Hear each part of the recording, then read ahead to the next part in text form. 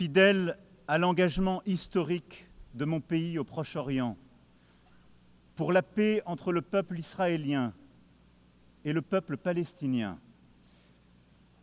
je déclare que la France reconnaît aujourd'hui l'État de Palestine.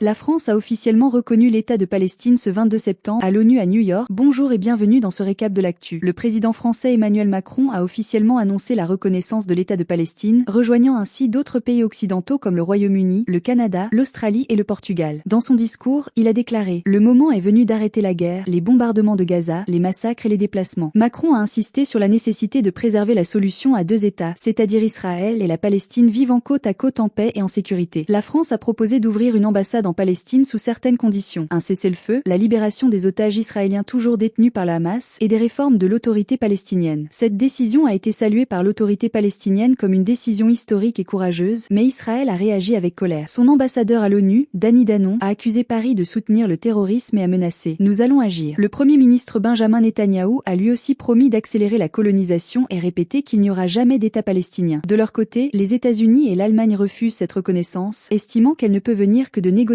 directes. Concrètement, cette annonce met la question palestinienne au centre de l'Assemblée générale de l'ONU et accentue les divisions entre alliés occidentaux. Deuxième actu, téléphone interdit à l'école au Sénégal. Le 22 septembre, le ministère de l'Éducation nationale du Sénégal a annoncé une mesure forte. À partir de la prochaine rentrée, l'usage du téléphone portable sera totalement interdit dans tous les établissements scolaires, qu'ils soient publics ou privés. Le gouvernement explique vouloir protéger l'école comme un sanctuaire du savoir et de la citoyenneté. Les autorités dénoncent les effets négatifs des téléphones, baisse de concentration, désengagement scolaire, risque de cyberharcèlement, mais aussi vol et raquettes. Cette interdiction s'accompagnera d'exceptions encadrées. Les outils numériques à but pédagogique, comme les tablettes ou ordinateurs, pourront être utilisés sous la supervision des enseignants, et des dérogations sont prévues pour les élèves en situation de handicap. Chaque établissement aura le choix sur les modalités pratiques, casier sécurisé, collecte des téléphones le matin, ou obligation de les garder éteints. Le ministère recommande aussi d'intégrer des sanctions progressives dans les règlements intérieurs. Cette réforme a pour but de créer un climat scolaire plus serein et recentrer les élèves sur l'apprentissage, mais elle demandera une forte mobilisation de toute la communauté éducative pour être appliquée efficacement. Troisième actu, l'Arabie Saoudite protégée par le nucléaire pakistanais. Le 21 septembre, un analyste proche du gouvernement saoudien, Ali Shiabi, a confirmé que l'Arabie Saoudite bénéficie désormais du parapluie nucléaire du Pakistan, ce qui veut dire que les armes nucléaires pakistanaises pourraient être utilisées pour protéger le royaume en cas de menace. Cette annonce intervient après la signature d'un accord de défense mutuelle entre Riyad et Islamabad, quelques jours après une frappe israélienne contre des dirigeants du Hamas au Qatar, qui a secoué toute la région. L'analyste a rappelé que l'Arabie Saoudite avait financé une grande partie du programme nucléaire pakistanais dans le passé, donc ce soutien est vu comme un retour d'ascenseur. Il a ajouté que l'Inde, rival historique du Pakistan, comprendra les besoins sécuritaires de Riyad. Concrètement, ce pacte de défense montre que l'Arabie Saoudite se détourne de sa dépendance traditionnelle aux États-Unis pour sa sécurité et cherche à renforcer son autonomie militaire. Cela arrive aussi quelques mois après un conflit éclair de 4 jours entre l'Inde et le Pakistan, qui avait fait plus de 70 morts. En parallèle, l'Arabie Saoudite reste un partenaire économique clé de l'Inde, en étant son troisième fournisseur de pétrole, et accueille plus de 2,5 millions de travailleurs pakistanais. Cet accord nucléaire risque donc de rebattre les cartes stratégiques au Moyen-Orient et en Asie du Sud, car il pourrait pousser l'Inde à renforcer encore plus son propre arsenal et modifier les équilibres dans la région. Quatrième actu, les régimes militaires du Mali, du Niger et du Burkina Faso, regroupés dans l'Alliance des États du Sahel, AES, ont annoncé leur retrait de la Cour pénale internationale, CPI. Pour rappel, la CPI est une juridiction internationale créée en 2002, basée à La Haye, qui a pour mission de juger les crimes de guerre, les crimes contre l'humanité, les crimes de génocide et les crimes d'agression quand un pays ne peut ou ne veut pas le faire. Mais ces trois pays la qualifient désormais d'outil impérialiste néocolonial, c'est-à-dire un instrument utilisé par les grandes puissances pour dominer ou contrôler les États africains. Dans leur déclaration commune, ils affirment que la CPI s'est révélée incapable de juger de nombreux crimes prouvés et qu'ils veulent mettre en place des mécanismes indigènes, donc des systèmes locaux, pour assurer justice et paix. Ce retrait prendra effet dans 1 an, délai prévu par le droit international. Ce choix traduit aussi leur rapprochement stratégique avec des puissances comme la Russie, dont le président Vladimir Poutine est lui-même visé par un mandat d'arrêt de la CPI depuis 2023. Concrètement, cette décision pourrait compliquer la poursuite de responsables accusés de crimes graves dans la région, alors même que ces pays sont frappés par des violences djihadistes meurtrières, mais aussi accusés de bavures militaires. Cinquième actu, Disney a annoncé que l'émission Jimmy Kimmel Live reviendra dès mardi à la télévision sur ABC, après avoir été suspendue la semaine précédente. La suspension avait eu lieu après l'assassinat de l'influenceur pro-Trump Charlie Kirk, que l'animateur avait commenté en accusant la droite américaine d'utiliser politiquement ce drame. Ces propos avaient provoqué la colère de Brendan Carr, chef du régulateur américain de l'audiovisuel, la FCC, proche de Donald Trump, qui avait menacé de retirer leur licence aux chaînes diffusant Kimmel. Face à cette pression, ABC avait suspendu l'animateur pour une durée indéterminée. Mais cette décision a déclenché un tollé. Plus de 400 stars d'Hollywood comme Tom Hanks, Jennifer Aniston, Meryl Streep et Robert De Niro ont dénoncé une atteinte grave à la liberté d'expression, qualifiant cette sanction de anti-américaine. Même certaines figures républicaines ont exprimé des doutes, car aux États-Unis, même les discours haineux sont protégés par la Constitution. Finalement, Disney a expliqué que la suspension visait à calmer une situation tendue et émotionnelle, mais n'a pas précisé si Jimmy Kimmel présentera des excuses. Cet épisode relance donc le débat sur la liberté des médias aux États-Unis et montre les tensions grandissantes entre Donald Trump et la presse. Et enfin, 6e actu, l'attaquant français Ousmane Dembélé, joueur du Paris Saint-Germain, a remporté le Ballon d'Or, c'est-à-dire la récompense individuelle la plus prestigieuse au monde pour un footballeur. Il devient ainsi le 6e Français de l'histoire à recevoir ce trophée après Raymond Kopa, Michel Platini, Jean-Pierre Papin, Zinedine Zidane et Karim Benzema. Cette victoire couronne une saison exceptionnelle où Dembélé a tout gagné avec le PSG. La Ligue des Champions, la Ligue 1, la Coupe de France, le Trophée des Champions et la Supercoupe d'Europe. En chiffres, il a marqué 33 buts et délivré 13 passes décisives en 2024 à 2025. Grâce à ses performances, il a devancé le jeune prodige espagnol du FC Barcelone Lamine Yamal et son coéquipier portugais du PSG Vitinha. Ce succès a une portée symbolique car il confirme le retour de la France au sommet du football mondial. Toutefois, même blessé lors de la dernière trêve internationale, il a pu assister à la cérémonie, pendant que son équipe jouait contre l'Olympique de Marseille. Ce trophée pourrait renforcer encore plus son statut d'idole nationale et ouvrir une nouvelle ère de domination française dans le football. Et voilà pour le récap du jour, merci d'avoir regardé la vidéo, pense à t'abonner et à activer la cloche et je te dis à bientôt. Prends soin de toi.